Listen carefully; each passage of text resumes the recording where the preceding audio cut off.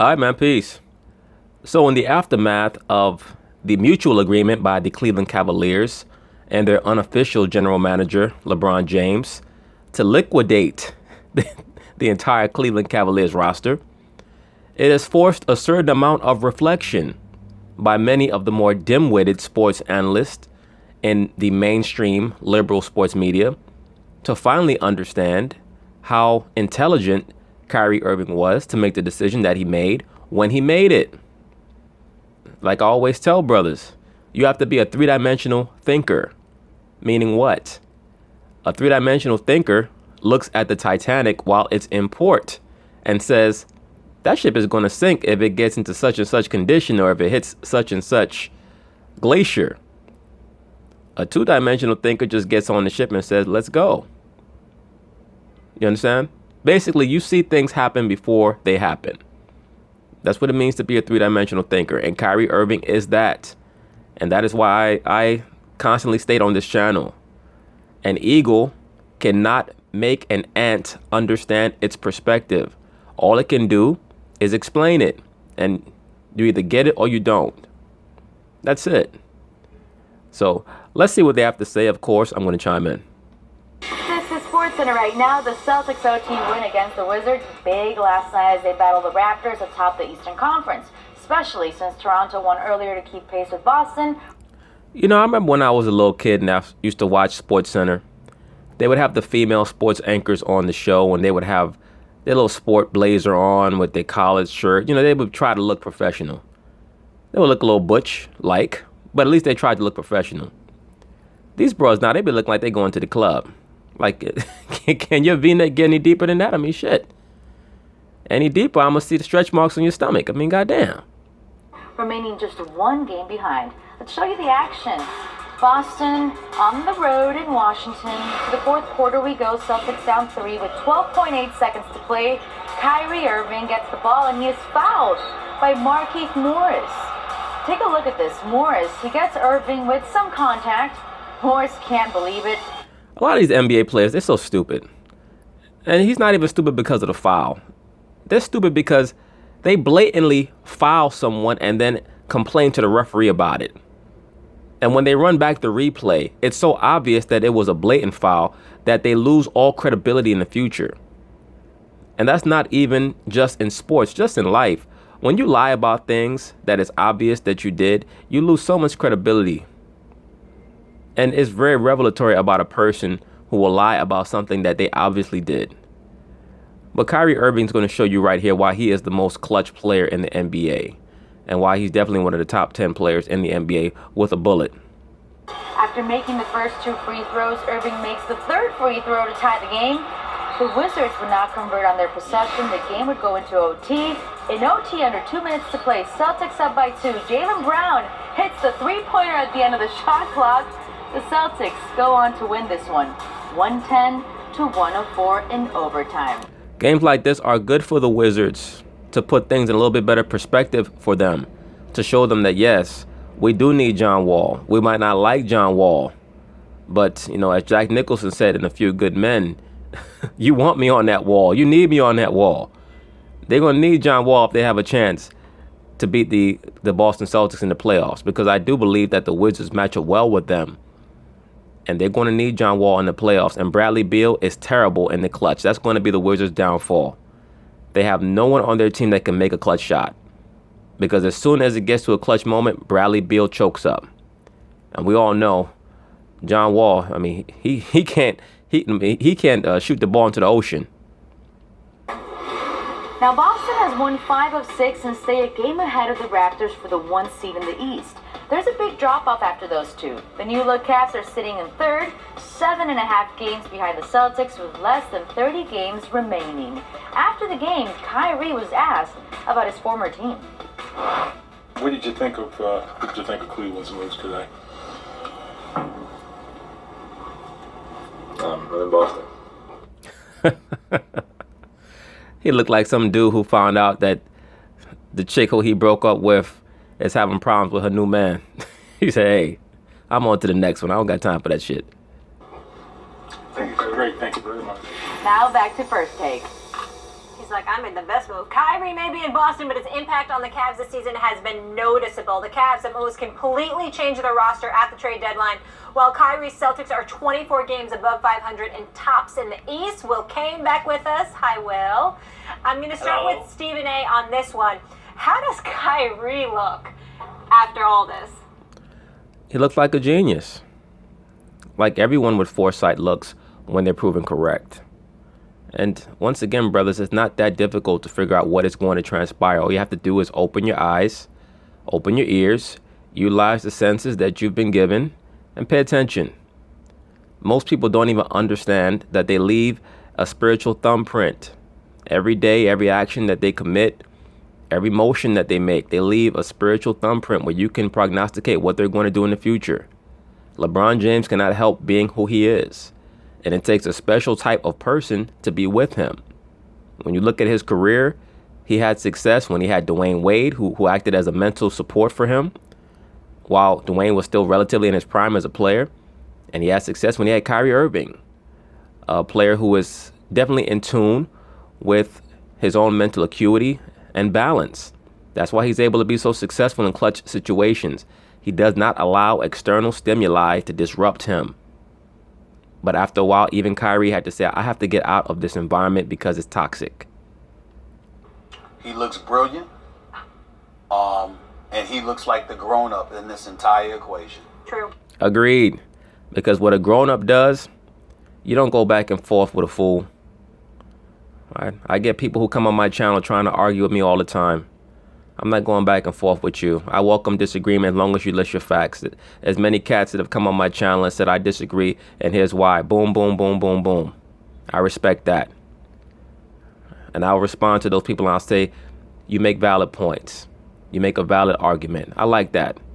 Because that's how I learn. I learn from people who have a factual-based argument. Empirical data. Not people who come on here trying to argue like a hoe. Right, with their emotional nonsense. I don't have time for that. And Kyrie is the same way. So good for him. Oh, they got the Tupac song, Staring at the World Through My Rear View. True.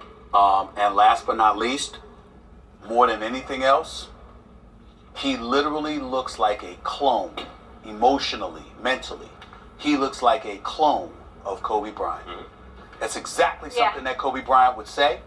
Obviously, he looks up to Kobe. He has talked to Kobe. He talked to Kobe even before demanding the trade from Boston. Yeah, I stated that in the videos that I made in the aftermath of the trade. That it was clear to me that Kobe was his Svengali, was his guru, was his advisor, and he gave him the correct advice. I'm sure without a doubt Kobe told him, Kyrie, look, if you want to know what LeBron is going to do in the future, just look at what he's done in the past. He left his original team in Cleveland in a lurch. He left one of his best friends, Dwayne Wade, in a lurch. What do you think he's going to do to you? You leave first. You be the initiator. You don't base your moves off of what someone else does. You base your moves off of what's best for you. And, Kobe's one of those dudes. We all know Kobe, an assassin, incredibly confident. And no matter what the obstacle is, he believes that, he'll bet on himself any day of the week and twice on Sunday. And Kobe is all about controlling what you do and controlling your own destiny. Kyrie Irving is looking at himself in Boston and he's like, this is my team. All right. And I'm not anybody's little brother. And I deserve to be a number one option. And I deserve to be seen as a franchise caliber player. And by the way, in the midst of all of that, I don't need to wait until somebody hands it to me. I can go get it myself, because if you recall, LeBron was talking about how he wanted to give him the keys and, he just wanted to be ready and all of this other stuff. All that bullshit talking about I was ready to give him the keys. Well, nigga, what was it that Kyrie had when he made that game-winning 3 in Game 7? Seemed like y'all both had keys to the car at that point. Because when he was out there dribbling, going through his legs, making Steph Curry look silly, you was out there on the wing, patiently, waiting and hoping for him to take that shot and make it, because you knew who he was. Stuff. Nah, Kyrie, I don't need you to do all of that. And yeah, you see what Molly said? She said that LeBron's son Kyrie. Yeah, he tried to, and Kyrie wasn't having it. He wasn't having it because Kyrie knew his worth. That is why he forced the trade. And people saying, oh, well, they didn't have to trade him. Yes, they did. Because he was going to tank that entire season, at the very least, if not threaten retirement. I still believe that he was going to threaten retirement if they had kept him. I don't doubt that at all. Kyrie comes off as that person who will give it all up if someone tries to oppress who he is. That's just what I see. Now, Cleveland claimed that he threatened surgery. Whatever it was severe enough for them to take his threat seriously. And you know, when people talk about he doesn't want to be son, you know, he don't want to be somebody's son, you know, we all know what that means. What I'm saying to you is that was the stuff emanating out of Kyrie's camp. And I'm not talking about Kyrie. I'm not talking about his agent. I'm talking about people in his old neighborhood. I'm talking about his daddy and his daddy's old neighborhood. I'm talking about friends from Bronxville and beyond, guys that I know, that know his family, that know him. They were all saying he ain't some little brother, some sidekick. He doesn't want to be son, which is something that I said back when it happened. And, you know, he has shown that he deserves what he wanted. And in the end, taking control of his own destiny. Absolutely. Absolutely. Like the Emperor said at the end of Return of the Jedi, only now, at the end, do you understand? And not being a part of that mess that has existed in Cleveland, not only did he show himself to be the grown-up because of that reality, but it's because of the reality of what we've learned about the Cleveland Cavaliers as a franchise. Kobe Altman and Dan Gilbert made a move yesterday to alter the culture that had existed in Cleveland. And by the way, it all came to light the second Kyrie departed. So think about that. Absolutely. That shows you that what? He was the person who was keeping the sanity relatively in check. He was most likely the person that many of the other Cavaliers came to and confided in whenever LeBron pissed them off. And when he left, everybody else pretty much just went haywire because they were like, oh, man, we got to deal with this guy, because Kyrie was most likely the person who provided the masculine energy counter to all of LeBron's feminine energy. And once Kyrie left, it was like a household being ran by some hood rat single mother. Everybody else was like, oh, no, I can't deal with this shit. That's why they had to clean house. What's the line from The Wire when Proposition Joe is about to get murdered by Marlo? Remember, Marlo's going to take over the rackets? Yeah. And Proposition Joe says, I treated you just like a son. And Marlo said, I'm not the type to be son, or I'm not the son type. Right. That's kind of what's going on here. And not that LeBron treated him like a son exactly, but he did son him in another manner of speaking. Right. In another manner. Well, he tried to.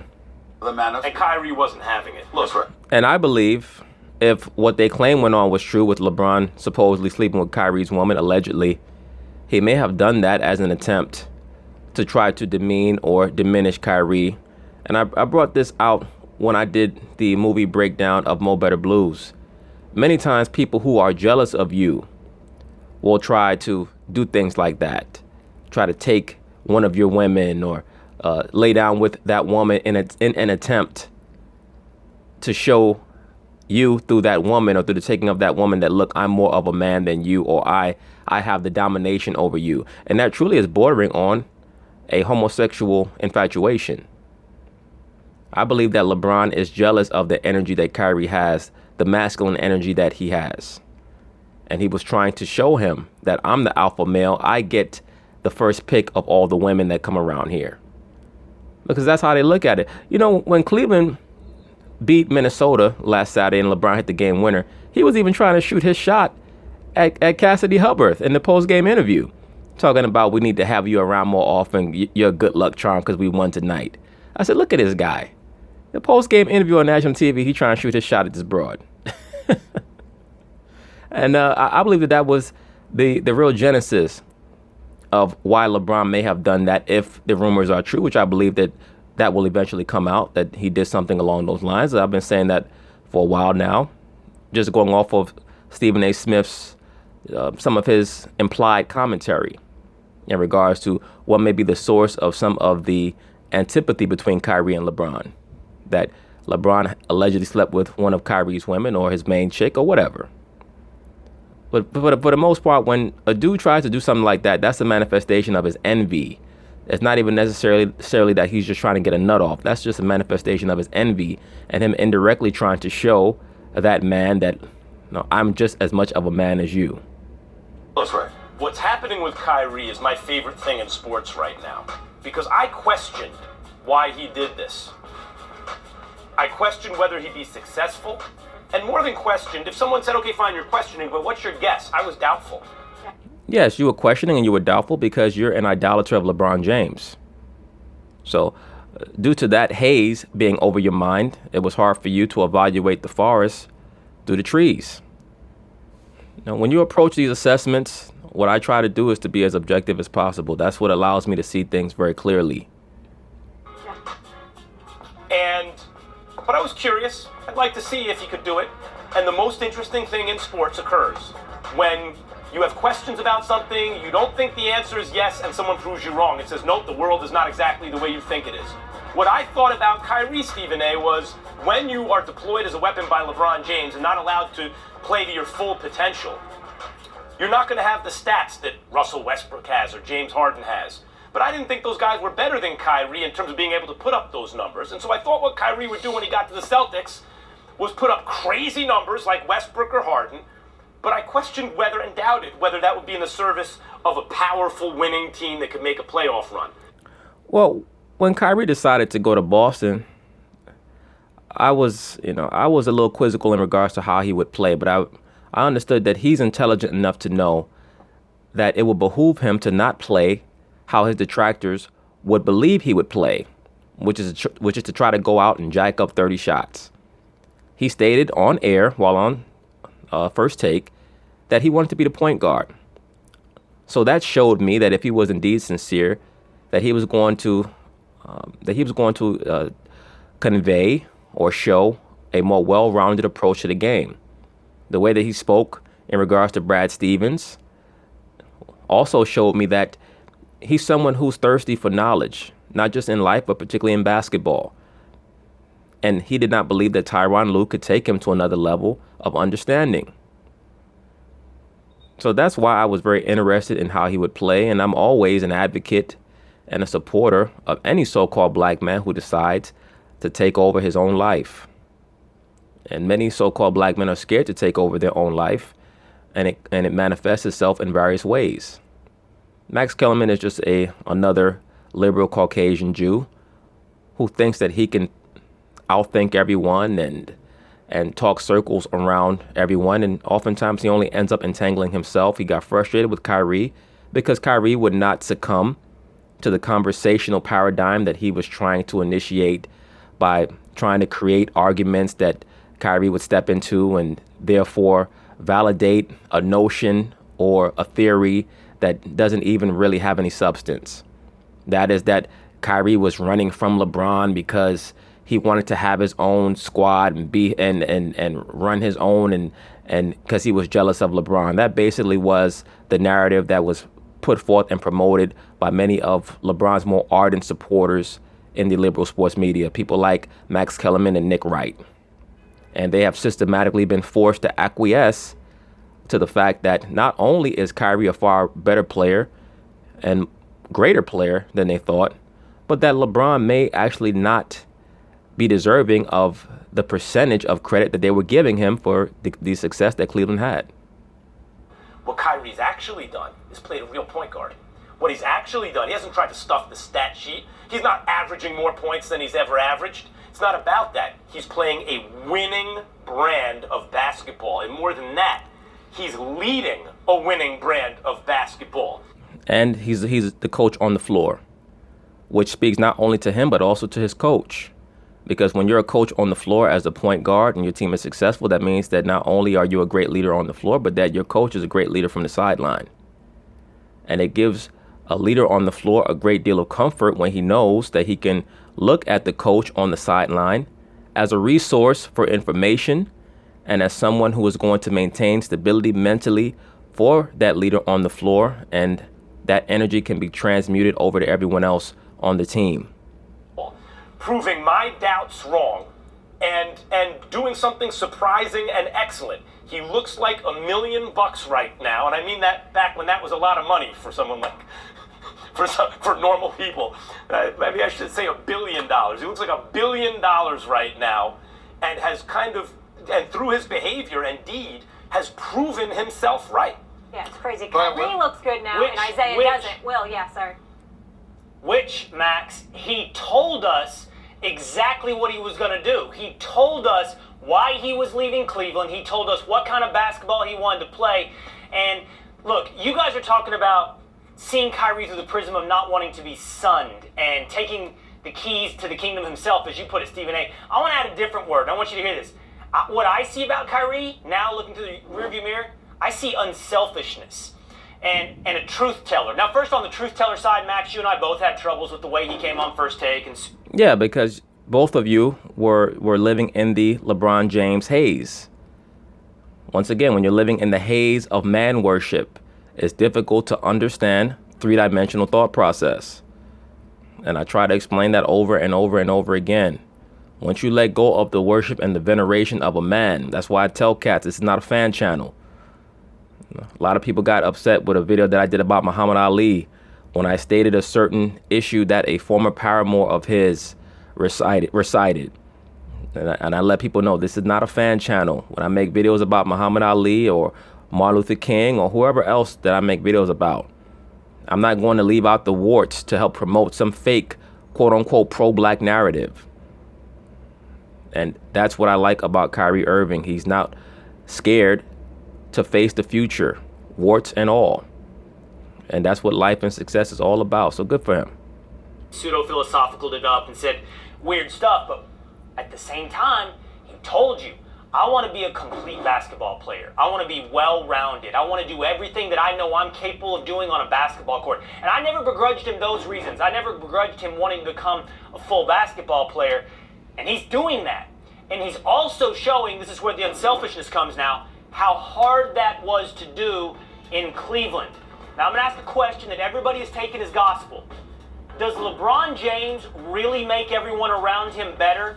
We just assume that's the truth. It's been written, and it's like in Scripture. That's Everyone's not assuming that. Everybody's not assuming that. Well, I have not been assuming that for a very long time. I've been stating that LeBron James' effect on many of these other players is overrated. And don't get me wrong, LeBron James is a phenomenal player, but he has to be a phenomenal player his way. He does not know how to play any other style other than his way. And he will literally have a mental breakdown if he is not allowed to fully manifest his style of play.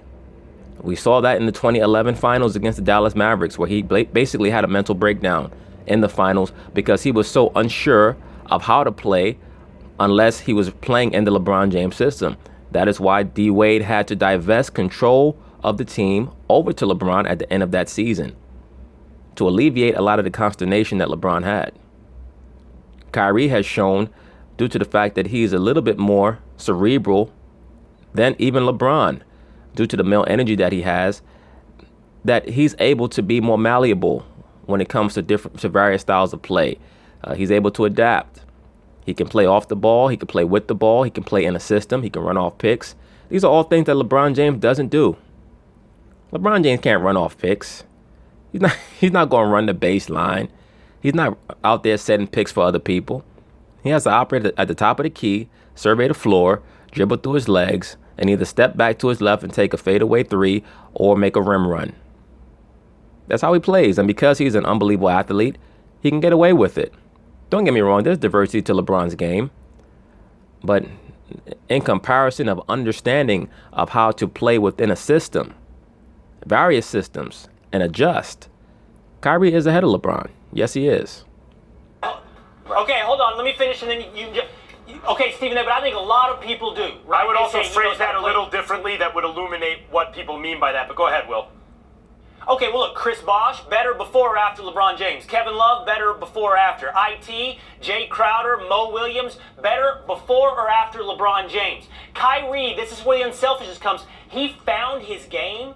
He found that style of play under LeBron James' shadow in a way that not many guys have been able to do. And that is a testament to his mental fortitude.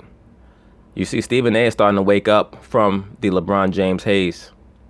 And he deserves a ton of credit for who he was then and who he is I'd like now. to clarify one thing about making everyone better. And I think this is where the disconnect comes in and why you can see this from a couple different points of view. It's not that he makes every individual player better or allows them to fully blossom to their full potential as an individual player in terms of stats or the eyeball test. It's that he can take a group of guys and optimize the results of the group. Frequently, that means this happens in baseball when a guy gets platooned on a World Series team. If you accept your role. If you accept your role. And that's what a winning team does. There are plenty of players throughout history, including, I'm glad you brought up Chris Bosh with Miami. You know how many arguments I had with people who were telling me Kevin Love in Minnesota was better than Chris Bosh when he was in Miami? Well, those were a lot of people who don't understand basketball. And I used to get into a little back and forth with people back in the day about Kevin Love. Kevin Love, to me, was a guy, you look at his stats, he's averaging 25 and 13 or 14 rebounds. But all I had to do was look at his shooting percentage, and I could tell what he was. The guy was shooting 44% from the field, so he was a player who had very poor shot selection. That means that he was taking shots away from players who would have had a better chance of making the shot. Beyond that, it also showed me that he had to take a lot of long-range shots because he had no lift down in the low post. So Kevin Love is a person who's a good player, but he was able to win a championship with LeBron because he plugged in. LeBron's an all-time great, top 10 player, but he has to play a particular style in order to be successful. If you actually watch what they're each doing, Kevin Love's a terrific player. Chris Bosh is better player. Two-way player, plays defense. Oh, he's only averaging 7 rebounds a game and 13 points. That's his role on the team. He's a better player. So you're right in terms of the shine the individual gets and the full self-expression as an individual player. But LeBron gets the most out of a unit of people. He elevates the team. That doesn't always help the individual in their careers. But you speak in a fashion that assumes somebody else couldn't elevate a team, and they couldn't elevate LeBron. Ding. Let me say this. Kevin Durant has shown when Steph Curry's out that he can do the same things that LeBron James does. And this is why, and Stephen A is hitting on something that I speak about a lot in regards to LeBron, who's best at playing that style. Russell Westbrook also plays that similar style, as does a James Harden, as can a Kevin Durant. I'll be interested to see a Kawhi Leonard, if fully healthy, putting that style of offense where he's basically running a 1-4 set and he has the ball in his hands all the time. And watch the stats that he puts up. You know, you just can't look at a LeBron and say, well, look at the stats, because he's supposed to get big stats. The system that they run, he has the ball all the time. He's supposed to get those stats. What makes LeBron great is the level with which he can display a diversity of skills in the style that he plays. I mean, there's never been another player with his body type with the diversity of skills that he has. That's what truly sets him apart. LeBron, as great as he is, can be elevated by the greatness of somebody else. We've seen Kyrie during his years in Cleveland in spots put on such a show that LeBron benefited from his excellence. We've seen J.R. Smith and others play the kind of defense that offset and negated what deficiencies LeBron was putting forth because he wanted to save himself or whatever the case may be. When you speak about LeBron's greatness and how he uplifts everybody, you act as if he never cost them. And I'm saying to you, there are times, even because of his greatness and because he knows his greatness, that the team suffers because of it, because you haven't elevated them to be ready for the moment. I have a feeling this will be an ongoing debate on this for show. the moment. And you didn't even. Well, let me say this in regards to Stephen A's statement. What Stephen A is basically stating is something that I've touched on for a long time, which is that when you play the LeBron James system, when LeBron is not the one with the ball or when he's out, the team is going to suffer because the other players are not accustomed to being put in pressurized situations where they themselves have to make a play. Because they're basically playing playground basketball with LeBron. And Kyrie touched on that. He wanted to run a real offense. He didn't want to be a guy who just got the ball in the wing and went to work on his defender. He wanted to be someone who could be a triple threat. Penetrating, shooting, passing. He wanted to display his diversity of skills. That's how you go down in the annals as a player with a high basketball IQ, is you show your diversity of skills. Now, I give LeBron credit for someone who really can only play one way. He's probably the greatest player of all time for someone who is so limited in regards to how he can play. And that doesn't mean that LeBron does not understand other types of offense and systems, etc. but he can only play one way. All right. He's not going to be a Larry Bird playing off the ball on the weak side and watch somebody else go to work, run a pick, set a screen. He's not going to do that. All right. He's just not. The closest that he came to becoming a more diversified player was in 2012 and 2013 when he got down in the low post, started to pass out of the post, understood how to pace the game better, but he's quickly reverted back to the guy who just wants to run a fast break and act like he's 22 years old. And you can do that when you're 33, when you have the best PEDs on the planet. Allegedly. All right? Allegedly. I know a lot of people are not going to like that, but I say all the time, just check the biogenesis ledger. Right? His name was on it. I have to say that all the time. I'm going to address the mental games he plays. Will, thank you so much. Appreciate you. You heard what Molly said? You have to address the mental games he plays. Why is that? Because that is very taxing. It's very taxing on a team when you have a player who's always playing silly mind games. But this is really only the beginning, I believe, on some of the pulling back of the curtain in regards to LeBron. It'd be very interesting to see what happens in the playoffs if and when Cleveland and the Boston Celtics match up. But anyway, peace.